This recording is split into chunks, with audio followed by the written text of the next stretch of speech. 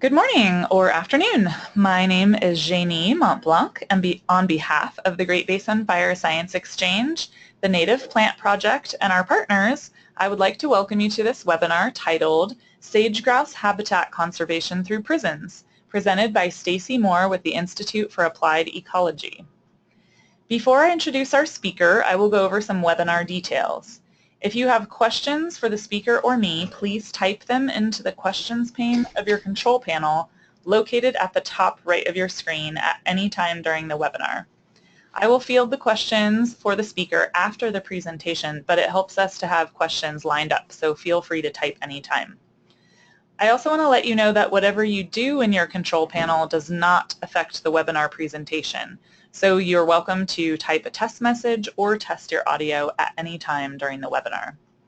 If you're having problems with your audio, please open your audio pane and check your audio selections. I also want to mention that I apologize, but this is the week that our building switches over from heat to cooling, and so I have some ducts right above me, and so if there's like talking or some banging, I apologize. Okay, now I would like to introduce our presenter. Stacy Moore is the Ecological Education Program Director for the Institute for Applied Ecology in Corvallis, Oregon. She engages students with the outdoors through habitat restoration and hands-on classroom lessons, and she helps coordinate IAE's Sustainability in Prisons project that includes education programs and growing native plants at 11 correctional facilities across 6 states. Stacy obtained a BS in wildlife biology and a secondary science teaching certificate from Oregon State University and an MS in environmental education from Southern Oregon State University. She has worked as an advisor and instructor at Oregon State University and a community relations program manager for the Department of Conservation in New Zealand. Welcome, Stacy, and thank you for presenting today. Thank you, Jeannie. Looking forward to speaking with others. Great. So I'm making you the presenter now. So click the Show My Screen button. Excellent. We're ready to go. Okay, great. So again, my name is Stacy Moore with Institute for Applied Ecology. It's a nonprofit in Corvallis, Oregon, and I'm going to talk about the sage grouse habitat conservation through prisons. It's a partner program with Sustainability in Prisons Project at Evergreen State College, Bureau of Land Management in Washington, D.C., and our multiple field offices. And I'm going to give a brief overview about the greater sage grouse, then talk about the Sagebrush in Prisons project, and end with a short movie. Oopsie. Oh, I am not being able to go to my next slide. Let's see, have you pressed the right side arrow? Next. Okay, funny. So we started the program with one prison. Is it supposed to be the next slide? Because we don't see it. Yeah. I don't see it. Maybe, do you want to right-click your mouse and see if you can, oh, there we go. Got it. So got it now? Okay, great. So we started with one prison in Oregon and now have expanded to 11 correctional facilities in 6 states, Idaho, Montana, Nevada, Oregon, Utah, and Washington. And the purpose of the program is,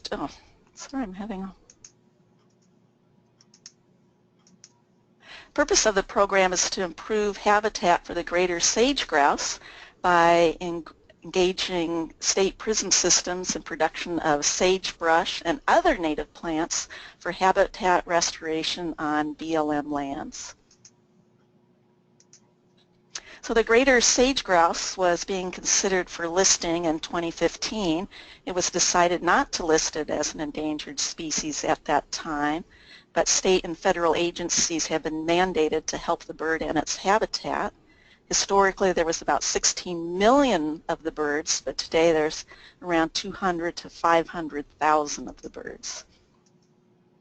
So this map shows in the light blue the historic range and habitat of the greater sage grouse, and the darker blue the current habitat for the greater sage grouse. So we can see that the bird has lost about 50% of its historic range. And it's lost its habitat through a variety of reasons, such as mining activities, urban expansion. The birds don't like nesting under the wind turbines, and overgrazing can be a problem. So the sage grouse is a sage obligate species, meaning that it depends on sagebrush for every phase of its life cycle. The hens usually lay their eggs under sagebrush. The chicks, when they hatch, will feed on insects and other forbs, but as they get older, they start feeding on the soft tips of the sagebrush. So there's a variety of threats to the sagebrush steppe. Wildfire, annual grasses and weeds, juniper trees, and conversion to other lands. Wildfire, we're seeing wildfires starting earlier in the season, wildfires lasting later into the season and burning more and more landscape. And in the bottom right slide you can see that the landscape just looks like the moon, and it gets very difficult to reestablish sagebrush and other plants in this vast burnt area. So we find when we can grow these native plugs, it helps jumpstart the system faster. So of course cheatgrass, as we can see in this picture, can be a huge problem. The cheatgrass doesn't provide any nutritional value to sage grouse or really any other animals. And juniper trees can be a problem for greater sage grouse. You can see in the top photo how in 1890 the juniper trees were just scattered on the landscape, but with fire suppression in 1989 we can see that the juniper trees become very dense. And I spend part of my summers over in Paisley, over in eastern Oregon, and I have really seen this juniper expansion firsthand. This map shows in the blue some of the sage grouse habitat, and the red dots are just a listing of some prisons, and you can see how there's a lot of prisons located very close to sage grouse habitat, making them perfect partners for this program. There's a lot of benefits of working with inmates. They can provide high quality, detailed work and quality plants. And this program helps reduce idleness and behavior problems within prisons. And we have heard firsthand from staff at prisons that this program really helps behavior within the prison. The inmates are excited to be outside, growing things, and then when they go inside the prison, they are in a better mood, they're relaxed, and they talk to the other inmates within the prison about the program. Also, both inmates and staff have shared that this program has improved relationships between the staff and inmates. Historically, staff would just tell inmates what to do, but now when staff come out and they see the inmates growing these plants and thinning, staff come over and talk to the inmates about what they're doing so they can really share a dialogue. So this program's improved staff-inmate relations. It also gives inmates valuable skills such as horticulture, team building, problem solving, and these are skills they can then take with them once they're released and help them get a job. It provides a good image to the public, and I'll talk more about the media releases we've had, and it provides a sense of restorative justice. And I think every single inmate I've talked to has said through this program they feel like they're giving back to the community, and it makes them feel like they're doing something worthwhile with their life. Inmates can take absolutely fabulous data collection, and here you can see some of the data that inmates have collected at Idaho State Correctional Center. They've actually taken the germination percent for every single tray of plants that they germinated, and they're sowing 60,000 plants. And on the right you can see some of their notes from their daily logs. So the inmates actually become scientists. Our partnerships with the program are the Department of Corrections, and on the left you can see from Correctional Alternative Placement Program, the staff were so excited about the program that they came out in droves and helped work right alongside the inmates. There they are putting the containers into the trays, and on the right you can see the inmates planting out. So it's really wonderful when we can have the inmates sow the seeds, grow the plants over the summer, and then in some cases the inmates can actually go outside and plant their plants, bringing the program full circle. Other partners, of course, are the BLM, both in Washington, D.C., and our field offices. This is Joe Weldon with his plants in Boise, Idaho, and we work with the BLM, and they provide their seed that they want grown. And they usually collect the seed in the area that the plants are going to be planted, or they will order the seed from a place such as Lucky Peak or Benson Farms Incorporated. The BLM will then decide, of course, where they want their plants planted and what design, how they want the plants to go in the ground. In a lot of cases, BLM will pay for the planting of their plants, maybe through fire crews, or through IAE we have some funding for them to use inmate crews to help plant out. On the right are our contractors, and we could not do this work without our wonderful contractors who are working in the various states. And on the right-hand top photo, the very left person is Caitlin Weber, who's working with Salt Lake County Jail. And next to her is Shannon Swim, wonderful contractor who's working with 3 prisons in Nevada. Then myself, and then next to me is Sharon Wetch, who's working with Montana Women's Prison up in Montana, and then Jesse Brothers, my colleague at IAE. In the bottom right photo, Gretchen Graber is working as our contractor for a 2nd year in Coyote Ridge. And then we're working with BLM interns who are helping plant out the plants, and the Sustainability in Prisons project at Evergreen College. So kind of a timeline for the program. In September, we meet with staff and see the facilities, make sure everything's up and running. November, December is usually when the BLM collects their sagebrush seed. And then starting February and March, we begin the lecture series. End of April, we prepare the containers and sow the seed. We continue the lecture series. And in May and June, if the plants aren't, if they're in a greenhouse, we move them out, and some facilities don't have a greenhouse. And then usually in October or November, we plant out the plants at a restoration site. So I wanted to talk about the lecture series because I feel this is a really important part of this program. When you approach a prison staff and inmates and say, hey, we want you to grow some sagebrush, usually the first response is like, what? Why are we growing sagebrush? There's sagebrush everywhere. Why would we want to grow sagebrush?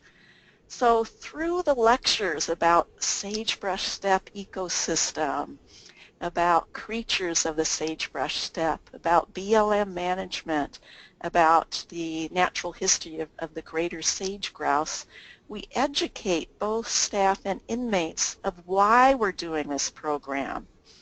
Either the contractors give the lectures themselves or they bring in guest speakers. The top left is Coyote Ridge Correctional Institution, where in this picture Heather Wendt with the Heritage Garden Program is talking about xeric gardens. And these lecture programs not only reach the crew that's growing the sagebrush, but these lectures are open to any staff or inmates that's eligible to the lecture. So we might have 30, 40, 50, 60 people listening to these lectures. And in some of these prisons, the inmates are getting their GED and they have to write reports for their English class. And I found at South Boise Women's Correctional Center that the women were doing their reports about the sagebrush ecosystem or about the greater sage grouse. So these lectures reach a huge audience, and when staff go home to their family, talk to their families about the sagebrush ecosystem, or the inmates have told me when their families come or when they talk to their families on the phone, they tell their families about the sagebrush ecosystem. So through these lectures, we're reaching hundreds and hundreds of people. And it gets everybody excited and on board before we even begin sowing the sagebrush. Another important piece is these certificates.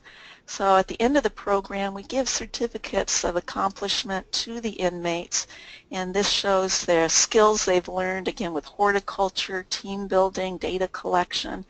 And certificates to you and me might not mean a lot, but inmates have nothing in prison. And so when they earn a certificate that we hope then upon release they will take with them and help them get a job, it is so meaningful to them to have these certificates. So I can't say enough of how important this piece is.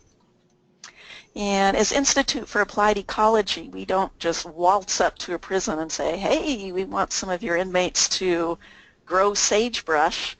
We give a job description to staff at the prisons, and then they put out the job description to the inmates, who in some cases have to write a resume and apply for the position just like they would a real job. And the staff will often pick inmates who have been to the lectures or inmates who have maybe graduated through a Master Gardener program right at the prison. In this photo, you can see the man with the cowboy hat. That's our wonderful contractor, Mike Miller in Ontario, Oregon, and he's working closely with the prison, Snake River Correctional Institution, and the 3 prisons in Idaho. So he's been super valuable and is a very knowledgeable person about horticulture. Another thing working with prisons, you have to give yourself plenty of time, because you can't just bring in equipment and say, we're going to grow plants today. You have to have all your equipment cleared well in advance. Things such as watering wands, those have to have a number etched into them, and everything has to be accounted for. So doing this program, just really have to give yourself plans and time and working closely with staff at the facility. So the program started in 2014 with funding by BLM in Washington, D.C. We started with Snake River Correctional Institution in Ontario, Oregon. When we started, they did not have a greenhouse or hoop house, and Chad Noggle, Sustainability Coordinator with DOC in Oregon, he found the funding for the greenhouse and the hoop house. So we were really happy for DOC's support with that. In that first year, they sowed 20,000 plants, and when sowing, we have a team of about 10 inmates doing the task of the sowing, and we use the Ray Leach 10-inch containers now. And then for the daily watering, thinning, and fertilizing, we might have just maybe 3 inmates doing the daily task, and then bring in more inmates when we're doing things such as thinning. So the number of people may vary depending on what's happening. So that first year, we worked with Susan Fritz with Vail BLM, and the sagebrush was planted at a site called, what was that called? Jordan Valley, just near Vail, Oregon. And in this photo, it looks like a beautiful sunny day, great day for planting, but the night before, the temperature dropped to below 0, and all our little plants just turned to icicles in the trailer there, and the ground was frozen solid. In 5 minutes, 2 of those planting bars there were busted in half, so it wasn't the best day to try to plant, and overnight a blizzard came in and there was feet of snow. So we had to overwinter their plants and then plant again in the spring. And you can see here, this is a team of 2 10-inmate crews, and a 10-inmate crew costs about $600 a day. And they come with staff from DOC, a van, a porta potty, their lunches and safety gear. And we use dibbles to plant out. And the way we planted out, This was Susan Fritz. What she wanted is we planted the sagebrush plugs about a meter apart, and each tray holds 98 plants. So we planted, approximately 100 plants in kind of a grid 1 meter apart, and then would walk about 30 meters and plant another island of plants. So that was the design we used. And we checked those plants that we had planted the previous fall, and from just our eyeball view, we estimated we had 90% survival. So we were really excited about the quality of plants and the survival that we had at the Jordan Valley there. And in 2015, the inmates grew 25,000 plants, and Susan Fritz had those planted at the Saddle Draw Fire, which burned in 2014. So that's where their plants went that second year. That was further away, so the inmates didn't get to help plant out that year. And this year we're sowing 40,000 sagebrush, and Susan Fritz is using these plants for a seed propagation orchard. So she's trying something completely new. And on a farmer's field just near Vail, she is sowing some sagebrush seed directly into the ground, and then this fall she'll plant the sagebrush plugs into the ground, and it's hoped in 3 to 5 years she can start using those sagebrush plants for gathering seed. So she has 3 different seed sources, so she knows exactly what seed she has, and in the future she can easily gather the seed she needs for further plant propagation. So we're really excited for this new propagation orchard we'll be doing, and the inmates will be helping plant out these plants. Another neat thing is the Sagebrush in Prisons project is touching the hearts of people all over the states, and Oregon Public Broadcasting System heard about this program, so they sent the Oregon Field Guide out for 3 days to film the inmates sowing the sagebrush, and they interviewed Susan Fritz with the BLM. So they're going to come out again in the midsummer and film the inmates working with the plants, and they'll come out in the fall and film the inmates planting out the plants. So good news about the BLM partnering with inmates is going to be reaching millions of people through these media programs. 2015 we expanded now to 5 prisons. Idaho State Correctional Center, where they grew over 55,000 plants for Boise and Prineville BLM. And look at the picture of the plants they grew there. I swear they sang lullabies to these plants because their plants were phenomenal, and the BLM field offices said they were some of the best plants they had ever seen. So we were really excited about that. And Idaho State Correctional Center is a medium facility, so they were not allowed to go out and plant. So across the street was Idaho State Correctional Institution. So the inmates there took the plants and planted them out on Mountain Home near Boise. And it was so hot and dry that they took water bladders there and gave every plant water as they were planting them. So talking with Joe Weldon, he anticipates really good survival of the planting last year. And this year, in 2016, they're sowing 60,000 plants, and we're going to try, we are trying bitterbrush, and you can see the bitterbrush seed that we did cold stratification at Oregon State University, just in their cool storage, and they reported they had over 90% germination of the bitterbrush, so we're really excited. And last year, Idaho didn't want any media. They were just worried about, problems with the media, but they agreed to have media this year, and so we had Channel 6 and Channel 7 News doing a story on the Sagebrush in Prisons project. Last year, South Boise Women's Correctional Center grew plants as well as Correctional Alternative Placement Program. You can see staff there helping with the sowing. In the bottom right, you can see the roots just bursting out of the bottom of the container. So we're really striving with growing plants with a really strong root system to really get them good establishment out in the restoration areas. This year, South Boise Women's is sowing 30,000 plants. and cap 7,500 plants, and those will be used by Boise BLM, Idaho Fish and Game, and the National Guard, so we'll all work together with them for planting out the plants. 2015, Coyote Ridge Correctional Center grew 20,000 plants for BLM and Wenatchee and Spokane field office, and you can see the root development. That's just partway through the summer. And here Molly Boiter with Wenatchee, she's at the Palisades area, and that's where they planted out last year.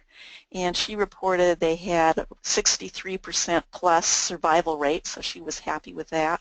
And in the top right, you can see the good root development there. And this year, Coyote Ridge is sowing 40,000 plants for Spokane and Wenatchee BLM, and DOC, together with Sustainability in Prisons Project, got funding for this beautiful greenhouse that they're using to grow the sagebrush. And I was really pleased with tons of media that Gretchen Graber, our contractor there, together with DOC, got going. Up in the top left, they had a radio program with EarthFix. On the right there, they had Tri-City Herald doing newspaper stories. So they had tons of media releases last year, which again just reaches the public and lets them know the good work that both the BLM and inmates can do for the community. So we've expanded now again this year to some new prisons. So in 2016, Shannon Swim in the middle of the photo on the top left, she's been doing a fabulous job coordinating with 3 prisons in Nevada, Northern Nevada Correctional Center, Warm Springs, and Lovelock. And through Shannon, the BLM, and DOC, they again got tons of media releases with TV programs and newspapers. A neat thing with Nevada, at Northern Nevada, veterans are the inmates growing the sagebrush. In Warm Springs, it's inmates that have graduated from their horticulture program that are growing the sagebrush. So we're really excited to have Nevada on for the very first time. Another new prison is Warner Creek over in Lakeview, and they're growing almost 30,000 plants for Lakeview, Klamath, and Alturas, California BLM. And on the bottom right, you can see we sowed some bitterbrush, and in this case we did cold stratification just outside, and we planted them in February. And on the left, you can see some tables, how they construct the tables there. And in prison, they're always concerned about safety, and they don't want inmates using long tables as ladders to get out over the fences, so they've concreted the tables there so they can't be lifted up. And I just want to share a quick story about inmates at Lakeview. One of the inmates said, I used to get on my quad bike with my son and we'd just tear up the sagebrush country all over the place.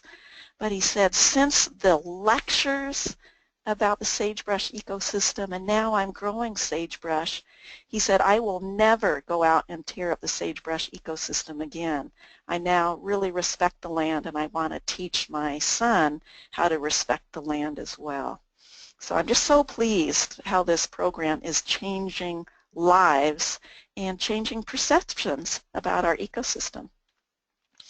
Montana Women's Prison is doing this program for the first time, and Sharon Wetch is our contractor there doing a fabulous job. And you can see in the bottom right, Montana Women's Prison is located right near town, so it's kind of an urban prison. And at Montana Women's Prison, they're also growing garden vegetables. So to start out with their sowing, they just have the sagebrush plants right next to their vegetables. It warms up a little bit, they've built tables outside, so they'll be moving their plants right outside onto the tables. And Salt Lake County Oxbow Jail is doing this program for the first time with Caitlin Weber, our contractor. And on the bottom left, you can see that they've got a pond there, and they're trying to do conservation programs, so they're growing the endangered least chub there. So when we approached them about doing sagebrush program, they were super excited to add that to their repertoire.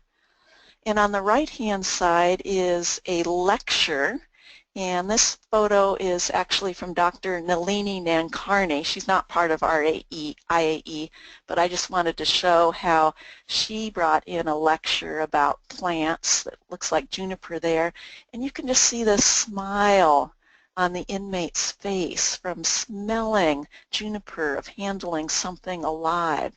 So these lectures are so important for educating and bringing nature inside to a sterile environment. On the left-hand side, Caitlin Weber, our contractor, is working with women at the Oxbow jail, and in the past the women didn't have any hands-on projects, so we're really excited to have both men and women working on this project. So it's brand new at this prison, and they're super excited to have it there. So what is working with this program? We see inmates can grow high-quality plants and a quantity of plants. We see there's positive education to staff, inmates, and their families. It's assisting BLM with habitat improvement. We find it's benefiting the inmates' well-being as well as their behavior, and we're getting tons of positive media coverage about the BLM, about the sagebrush ecosystems, and about how inmates can give back to the community. Some lessons that we've learned through growing plants at prisons: there's been some unforeseen challenges. Communication can be difficult when we need to talk to the inmates. We often have to go through the staff. Inclement weather, as we found, can be a problem. Inmates leaving the program. Last year was so hot and dry, there was lots of fires, so some of our main inmates growing the sagebrush got pulled off on fires, so that was disruptive. Viability to seed can be an issue, and we always want inmates who have a real passion and interest for this program. So we find that the Sagebrush in Prisons program is a win-win-win program. It's a win for the BLM for receiving quality plants and getting help with habitat restoration. It's a win for inmates that get to learn hands-on skills and feeling a sense of giving back to the community. And it's a win for the greater sage grouse and the community. So I'm going to show, hopefully, a little video about the program. And let's see if we can get this going. Institute for Applied Ecology is partnering with Is anybody seeing anything?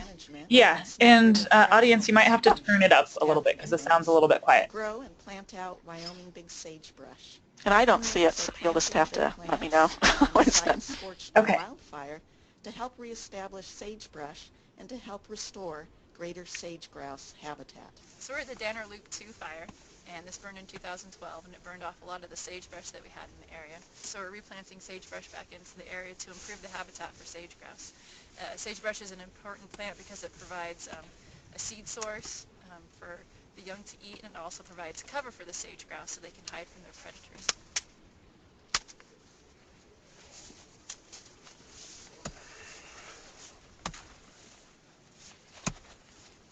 Well, we can hear it, but it looks like the video's frozen.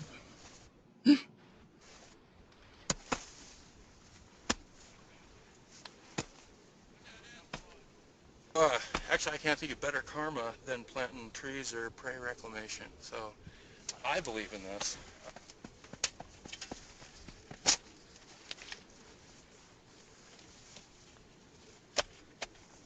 Bringing it back into the system the way we are, we're bringing it back sooner than we normally would have it. It can take 30 to 50 years for Wyoming sagebrush to come back in after a fire, and we're just jump-starting the rehabilitation of that community by planting the sagebrush back in. Is it still frozen? No, it's going. It's just a little choppy. On a nice little hard little stick and from underneath, pry it up, pops right out. Level it all.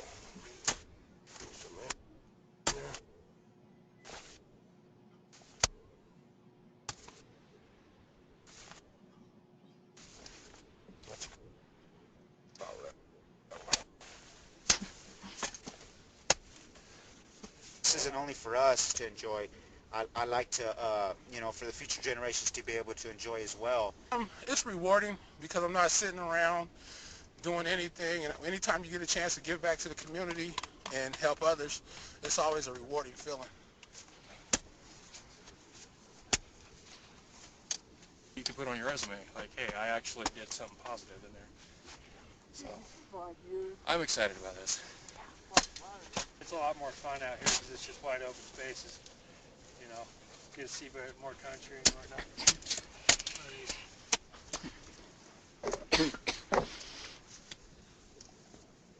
Not every day, not everyone gets to come out here this far out in the middle of nowhere and even see this country, so it's worthwhile for me. It'll be something I won't forget.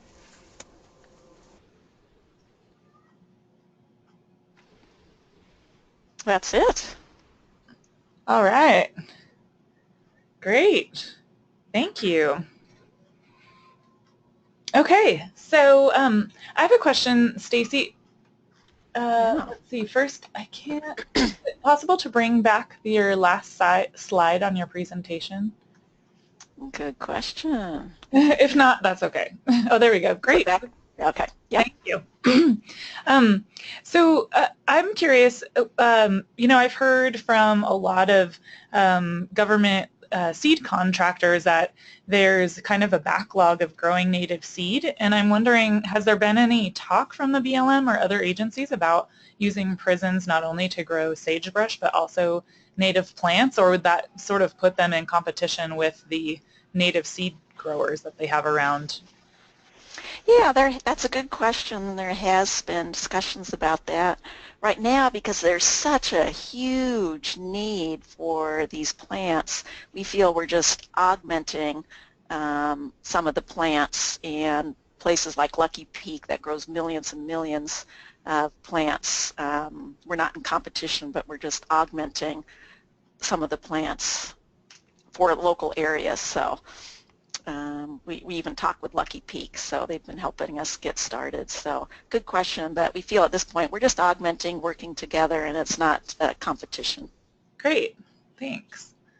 Did you have anything you wanted to add, Shannon? Just to kind of... Yeah, Shannon, I wonder if we have Shannon Swim, our contractor with Nevada. I wonder if you would share some of your experience of, you know, starting the program in Nevada. It's been an experience for sure. It's super interesting. One thing I've kind of learned about myself is that I actually really do love to teach. And it's especially interesting in the prison situation because you're reaching an audience that normally wouldn't get exposed to these ideas. So it's just a whole other sect of the population that's getting all this information, and it's a really cool feeling. There's definitely interesting things along the way. The Department of Corrections it's just a different world. They're their own little cities, and so you just have to get used to it, and it's definitely an interesting experience on that end. But the inmates are all so excited to learn about the stuff. They're so excited to grow the sagebrush, and it's just cool to watch people who don't really know a lot about sagebrush ecosystems just kind of get exposed to it and really fall in love with it. Sounds like a great program. Yeah, I find our inmates now are some of our best advocates, and they're so passionate about it, and then they're reaching out and teaching others. So it's really far-reaching. That's fantastic. Great. Well, we don't have any further questions. So I just wanted to let everyone know that this is our final webinar for the season. Our webinar series flyer shows 2 additional webinars that were supposed to take place this month, but they've been postponed until the fall. We'll begin advertising the next series of webinars toward the end of the summer, so stay tuned. I will post the recording of this webinar on our Great Basin Fire Science YouTube channel this afternoon, and the link will be automatically sent to you through the GoToWebinar system tomorrow. If you have further questions regarding this webinar or have requests for future webinars, please email or call me at any time. And we would greatly appreciate it if you would take our 3-question survey of this webinar that will appear after the webinar has ended.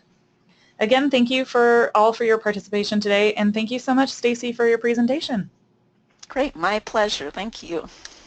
Oh, and one thing before I go, you have so many great links in your PowerPoint. Would it be possible to send that to me and I can post that on our website as well so people can access the links? Right, so what? We could talk about that afterwards. I think we better. Okay, we'll talk about it later. All right, well, great. Thank you so much. Okay, thank you. Bye. Okay, have a great day. Bye. Bye.